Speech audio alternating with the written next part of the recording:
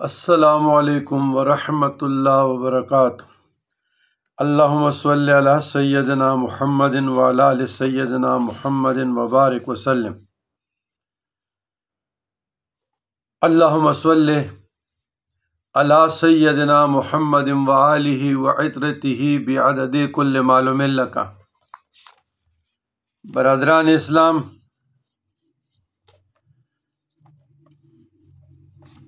ایک سوال نیا ہے ابھی کہ حویلیہ میں جو ہمارے پختونخوا کا ہزارہ ضلع اور ڈویژن بھی ہے کہ ادھر باقاعدہ طور پہ مروان بن حکم کا عرس منایا گیا باقاعدہ طور پر۔ تو میں پہلے استغفار پڑھتا ہوں، اس سے پناہ مانگتا ہوں۔ اعوذ باللہ السمیع العلیم من الشیطان الرجیم من حمزہ ونفخہ ونفثہ لا حول ولا قوة الا باللہ ولا حیلۃ ولا احتیال ولا ملجا ولا منجا ولا مفر من اللہ الا الیہ رب اعوذ بک من ہمزات الشیاطین۔ عزیزان گرامی،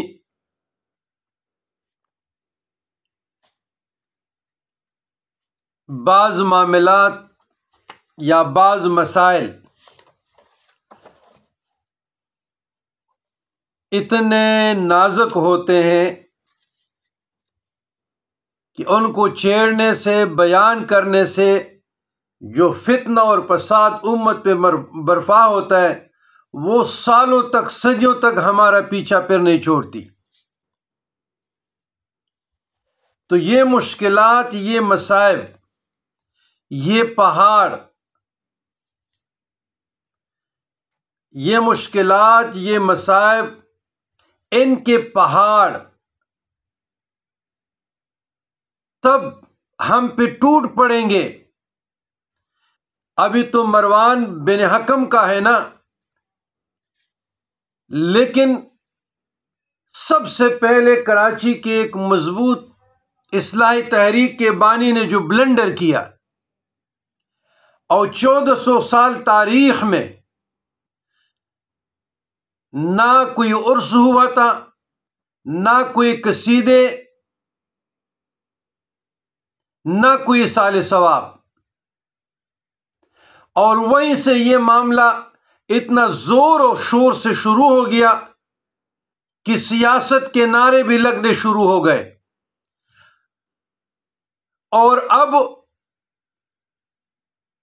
بہت ایسے کتابیں مارکیٹ میں آئے گی کہ امیر المومنین والمسلمین یزید پہلے بھی کتاب کسی نے لکھی تھی، اب اس سے امیر المومنین بنائیں گے، اور لاہور کے اطراف میں ایک بیٹا نامراد شخص اس کی باقاعدہ وکالت کرتے ہیں۔ مروان بن حکم وہ بدبخت آدمی جو اہل بیت اطہار کے ساتھ اوپن کلم کلا دشمنی کرتے تھے، اہل بیت اطہار کا دشمن تھا۔ اب اہل بیت اطہار کی دشمن کا ایک ظالم، ایک فاجر، ایک فاسق آدمی کا جو تاریخ کی کتابیں بڑی پڑھی ہیں، اور کسی محدث نے بھی، چاہے امام بخاری ہو، چاہے امام احمد بن حنبل ہو، کسی محدث نے اس کو درست نہیں مانا۔ اب آپ ایک ظالم آدمی کے، ایک جابر آدمی کے قصیدے گانے آپ نے شروع کیے، آپ نے یہ گن بھی شروع کر لیا، صرف اہل بیت اطہار کی دشمنی میں۔ یہ ناسبیت ہے، اور اس سے جب تھوڑا سا آگے ہم جائیں گے تو پھر خارجیت ہے۔ جب چوکوں چوراہوں میں علماء کی ذمہ داری کیا ہے؟ ہزاروں میں بڑے بڑے شیخ القرآن، بڑے بڑے شیخ الحدیث ہے، کیا ان کو نہیں سمجھا سکتے؟ اس کی رہنمائی نہیں کر سکتے؟ قرآن سے کرے، احادیث مطہرہ کا ذخیرہ کھول کے رکھ دے، کتب تاریخ رکھے، تاریخ طبری رکھے، تاریخ ابن ہشام رکھے، تاریخ ابن کثیر البدایہ والنہایہ رکھے، یا تاریخ ابن خلدون رکھے، کوئی بھی تاریخ کی جو کتابیں سینکڑوں لکھی گئی ہیں ان کے سامنے رکھے کہ بابا مروان بن حکم کی کرتوتیں کیا ہے، کردار کیا تھا۔ تو سوشل میڈیا پر یہ ویڈیو سرکل کرتا رہا اور کسی کا سوال بھی آیا تو درد دل سے کہتا ہوں کہ یاد رکھیے گا، اہل بیت کی فضیلت قطعی طور پر قرآن سے ثابت ہے۔ نمازوں میں آپ درود ابراہیمی پڑھتے ہیں، اگر آپ ایسے لوگوں کو اہل بیت اطہار کے مقابلے میں لائیں گے، یہ اہل سنت والجماعت کی عقائد اور اجماع کے خلاف ہے۔ ایسے لوگوں کا اہل سنت والجماعت کے عقیدے سے، مذاہب اربعہ سے کوئی تعلق نہیں ہے۔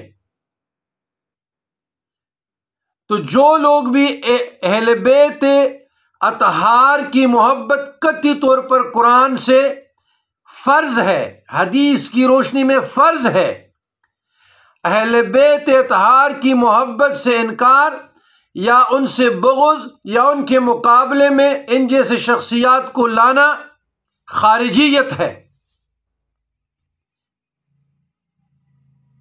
پھر اپنے ایمان کی فکر کرو، تمہاری نمازیں، تمہاری تلاوت، تمہارے روزے، تمہارے نیکیاں، تمہاری صدقات، تمہارے خیرات، تمہاری قرآن کی تلاوت، تمہارا درس و تدریس تمہارے منہ پہ مار دیا جائے گا۔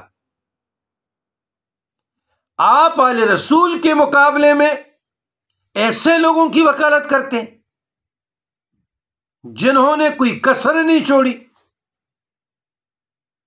تو یہ معاشرے میں مزید فتنہ، فساد کو آگ لگانے والی بات ہے۔ اب اس پر بھی زبانیں شروع ہو جائے گی، ایک طرف سے دلائل ہوں گے، دوسرے طریقے سے رد ہوں گے، اور لوگوں کی ایمان کے ساتھ کھلواڑ ہوگی۔ ایک طرف مروان بن حکم جیسے فاسق کا یہ وکالت کریں گے، ظالم کا، دوسری طریقے سے اہل بیت اطہار کی وکالت ہوگی، یہ ان پہ رد کریں گے اور یہ ان کی ایمان کی بربادی کا باعث بنے گا۔ کیا یہ آپ لوگ اسلام کی خدمت کر رہے ہیں، دین کی خدمت کر رہے ہیں؟ ملکی حالات کو تو دیکھو خدا را، بڑے بڑے علماء محفوظ نہیں ہیں، مدارس محفوظ نہیں ہیں، مساجد محفوظ نہیں ہیں، درگاہیں محفوظ نہیں ہیں، اسکول محفوظ نہیں ہے، یونیورسٹیز محفوظ نہیں ہے، بازار محفوظ نہیں ہے، منبرگاہ محفوظ نہیں ہے، دہشت گردی کا ہر طرف سے لیر و لیر ہے۔ تو خدا را ایسے معاملات پہ آپ سکوت نہیں کر سکتے۔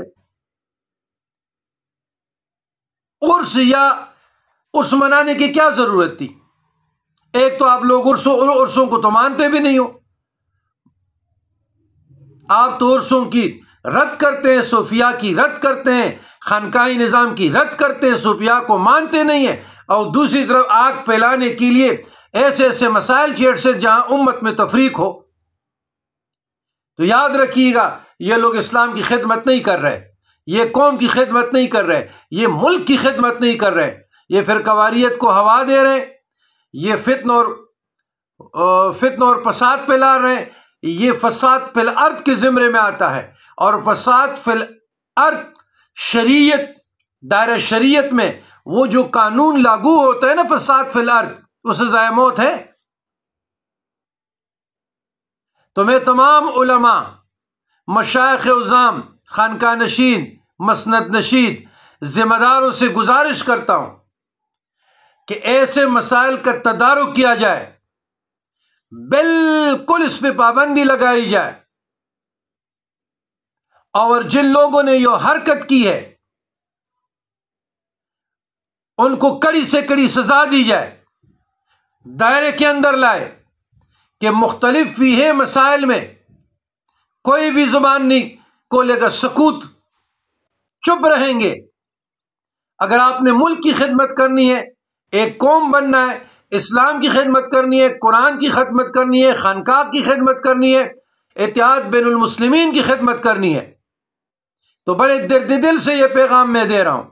مجھے بڑی تکلیف ہوئی، مجھے بہت درد ہوا، بلکہ کسی نے اس پہ کتاب بھی لکھی ہے، تو میں تو چپ تھا، لیکن جب سوشل میڈیا پہ آ گیا اور باقاعدہ وائرل ہوا تو پھر حق بنتا ہے کہ ہم لوگ کشائی کریں اور اہدنا الصراط المستقیم، صحیح راستے کے تعین کریں۔ یہ بزرگان دین کی تعلیمات ہے، یہ صوفیاء کی تعلیمات ہے۔ اللہم انی اسألک العفو والعافیۃ فی الدین والدنیا والآخرہ، اللہم ربنا آتنا فی الدنیا حسنۃ وفی الآخرہ حسنۃ وقنا عذاب النار وادخلنا الجنۃ مع الابرار، یا عزیز یا غفار یا رب العالمین۔